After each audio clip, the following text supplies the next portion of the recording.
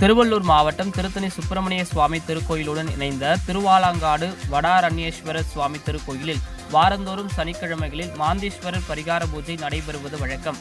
இந்நிலையில் பங்குனி மாத தேரோட்டம் வரும் 28ஆம் தேதி சனிக்கிழமை நடைபெறுகிறது. எனவே தேரோட்டத்தை முன்னிட்டு 28ஆம் தேதி சனிக்கிழமை நடைபெறும் மாந்தீஸ்வரர் பரிகார பூஜை ரத்து செய்யப்படுவதாக கோயில் நிர்வாகம் தெரிவித்துள்ளது.